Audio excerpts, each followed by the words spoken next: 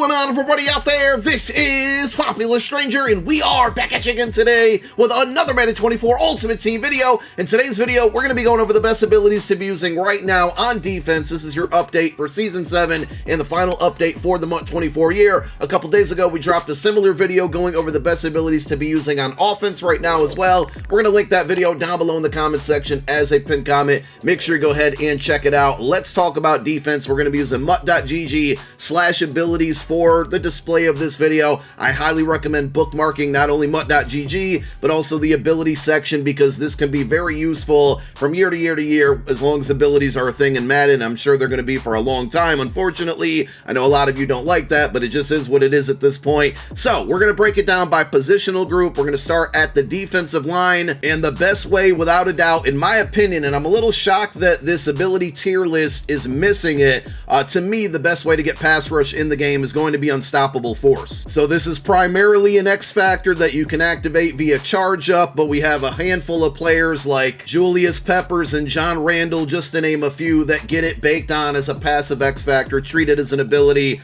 Whether this is passive or not, again, activating it or having it activated is the best way to generate pass rush.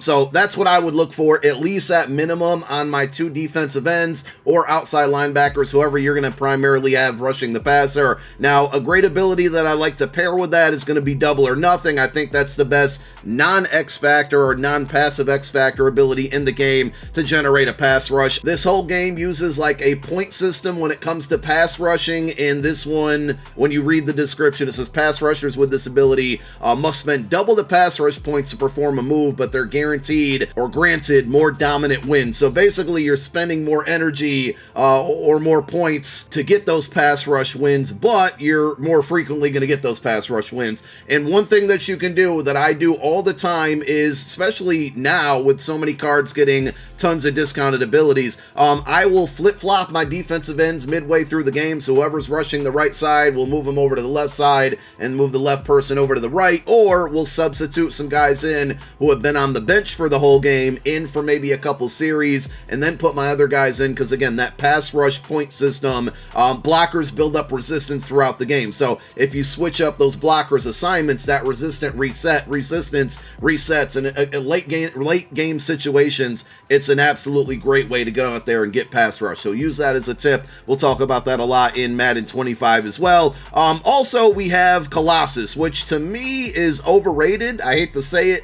It just doesn't work well for me, but if it works for you, continue to use it. Joe Klecko is probably one of the bigger cards that gets it as an ability. Mario Williams, who just came out this past weekend, gets it. I actually picked up the card last night, played through 5 games with him. I think he got 1 sack. I just feel like Unstoppable Force plays a lot better, at least in my defense, but Colossus is similar to Unstoppable Force, a little bit different because I think it helps against the run as well and double team blocks. But overall, to me personally, I've had more success with Unstoppable Force versus Colossus. This is going to go for all players, but definitely on the defensive line, you want either Secure Tackler or Tackle Supreme or Enforcer Supreme. So they're all kind of an upgraded version of themselves. Secure Tackler, defenders with this ability have an increased success rate when using conservative or diving tackles. And then you take a look at Tackle Supreme, defenders with this ability have a better conservative / dive tackling and are rarely faked out by ball carrier moves. We all know how overpowered Juke is right this year.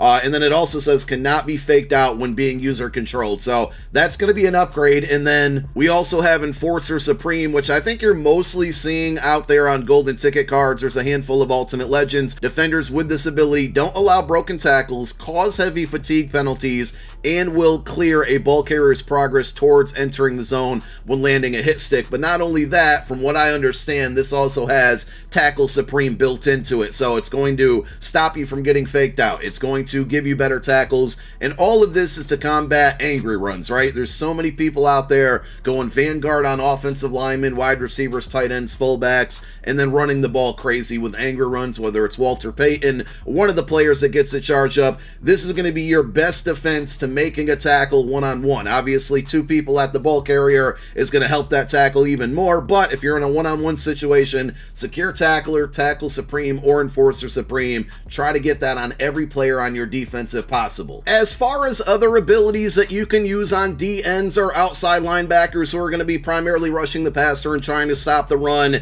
There's so many cards out there that get like 6, 7, 0 AP buckets. It's really up to you on what you want to try out. You can go with no outsiders. You know, obviously stretch and RPO runs to the outside are really popular right now, so no outsiders isn't a bad idea. We're seeing more and more cards get the run stuffer X factor, treat it as an ability. We talked about Mario Williams a moment ago. He also gets that baked on.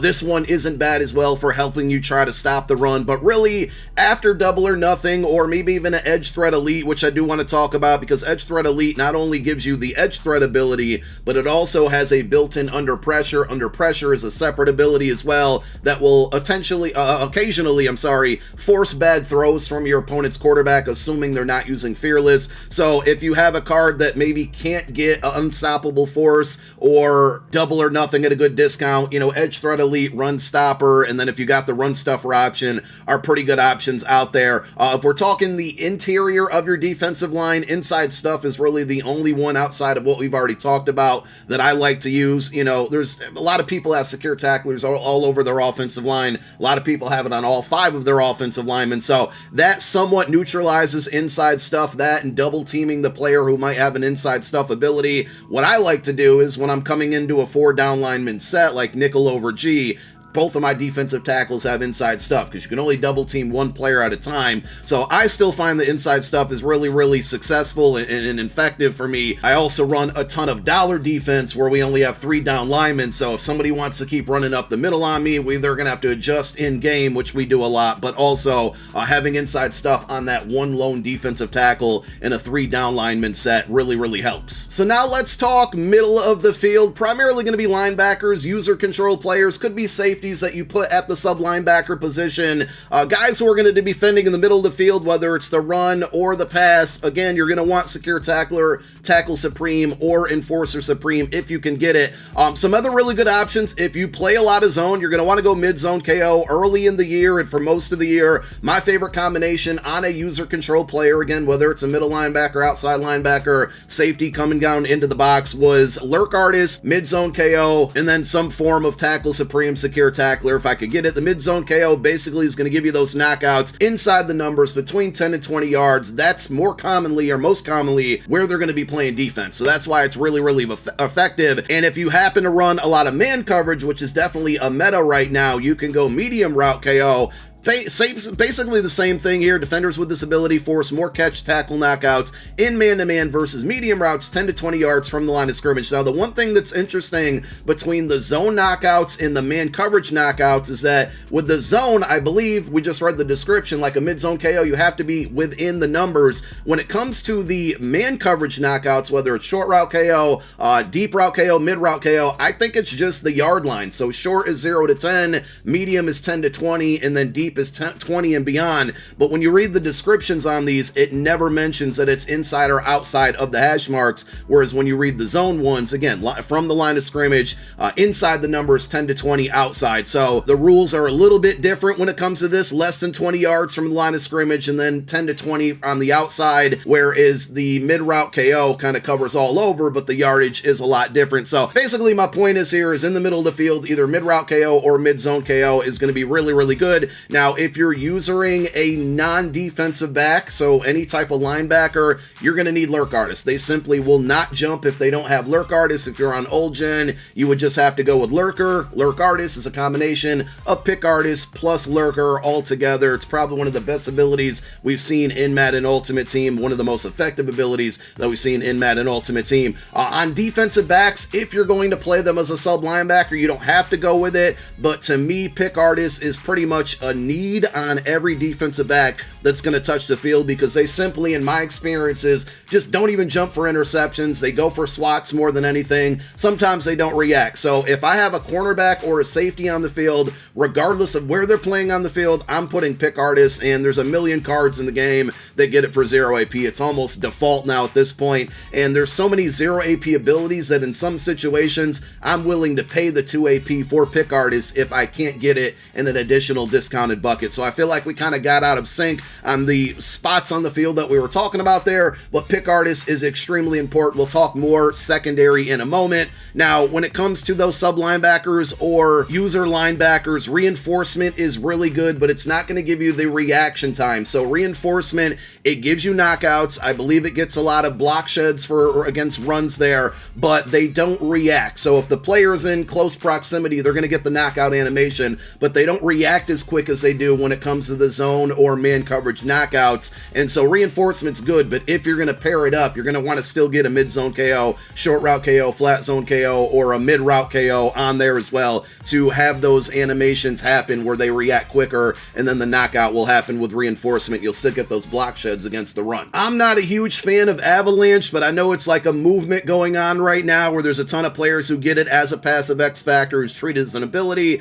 Basically, if you have Avalanche on there and you get a successful hit stick, a lot of times you're going to force a fumble. I don't fumble often from Avalanche hit sticks or people who use a lot of Avalanches because it's really hard. You know, once you get one, it's very satisfying, but it's very hard to land a hit stick with all of the jukes and the angry runs and the tanks out there. So I think it's worthless. I like to use other abilities in those buckets, but if it works for you, if you're looking for a kind of boom or bust type thing as far as getting turnovers, Avalanche might be for you. It's just simply not for me. Let's move over to the secondary. We already talked about mid-zone KO and mid-route KO. You're going to want to use that on your cornerbacks as well. If you run a lot of zone coverage, at this point, if you're running, you know, slot defenders, flat zone KO, mid-zone KO are probably going to be ideal. Anything that gets knockouts, whether you run zone or man coverage, is the move for sure. Knockouts are super overpowered, and just a pro tip on the reverse side, the best way to counter those knockouts is possession catching. There's not really any ability in the game, which I think there should be. I mean, that would be the perfect way to have a chess match out there, but possession catch is the best way to avoid knockouts. That, and obviously not throwing into traffic, which I know a lot of people struggle with. So if you run zone, and at this point with so many 0 AP abilities out there, it's not crazy to go flat zone KO, mid zone KO, and then deep out zone KO all on the same player. But we also have the deep zone KO ability, which is deep in and deep out zone KO together. So if you have any cards that can get this, you definitely want to roll with that, assuming that you're playing a lot of zone coverage. This one's going to give you those reactions quicker and the knockouts 20 plus yards from the line of scrimmage, inside and outside of the hash marks. And with this one, you're not going to see this on old gen either.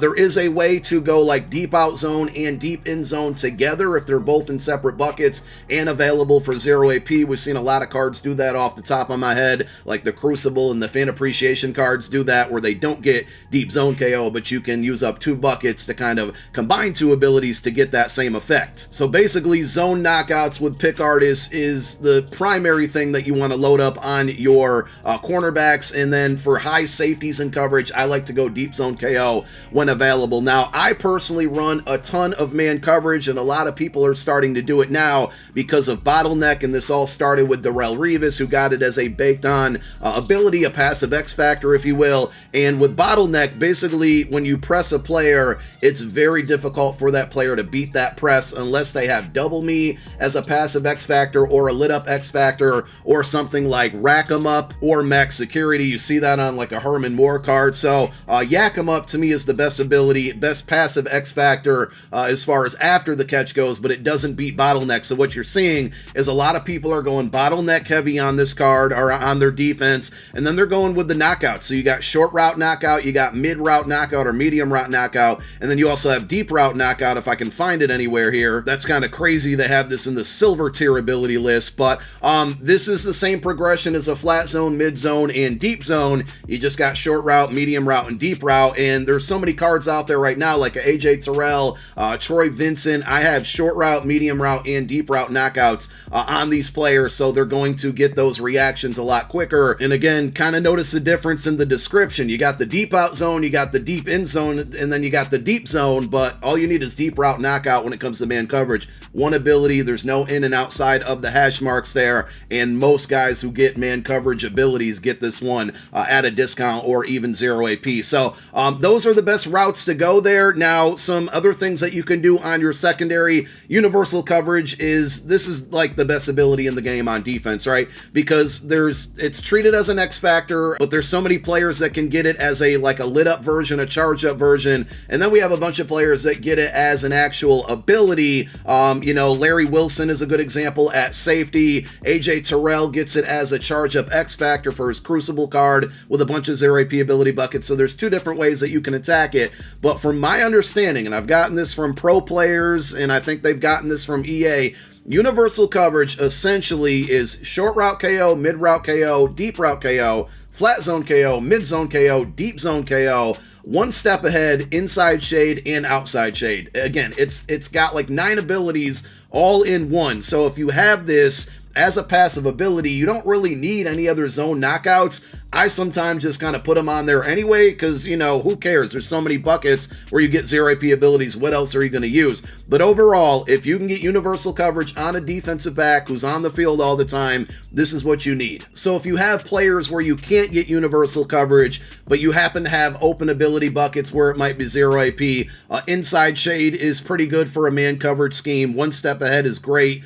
Early in the year around the Combine promo, we had some players like DRC who got one step ahead as a light up X Factor. We saw it in the Super Bowl promo as well. I absolutely loved it because I could leave players one-on-one and on an island, and one step ahead for the most part. They stayed with that player depending on the formation and my opponent and what they were doing. So one step ahead's really, really good for a man coverage scheme as well. After everything we mentioned, there's just a few random ones out there like Film Study. There's tons of players that get it for 0. So if you get this on one of your players, it's a good idea at this point in the year. You can basically see what your opponent is running if they run it 3 times in the same quarter. If they run it a 4th time, 5th time, 6th time in the same quarter, you'll be able to see that. Momentum shift, I think most people are using this on Aiden Hutchinson. This is going to pretty much knock out all of your opponent's X Factors, knock them out of the zone. So Aiden Hutchinson is not very expensive, and he gets a momentum shift that's on most of the game. It's a great way to counter X Factors right now. I personally don't use it because I don't mind those, but it's there if you want it. And I really think that wraps it up. I feel like just with the offensive video as well, I'm probably forgetting something, but those are the most important abilities right now that you should be using on defense. Yes, there's a bunch of them out there that we probably didn't mention. Defensive rally is another one. This is kind of like linchpin, but for your defensive line. Is it that effective? Literally, I have no idea, but it's kind of something that I've put on my cards, at least on one of my defensive linemen. If I can get it for 0 AP, it's supposed to impact your entire D-line on 3rd or 4th down. But I think that's it. If there's any abilities that I forgot about, let me know down below in the comments section. But those are the most important abilities you should be using right now for Season 7 on defense. Thank you guys for watching. My name is Popular Stranger. I'm out. Peace.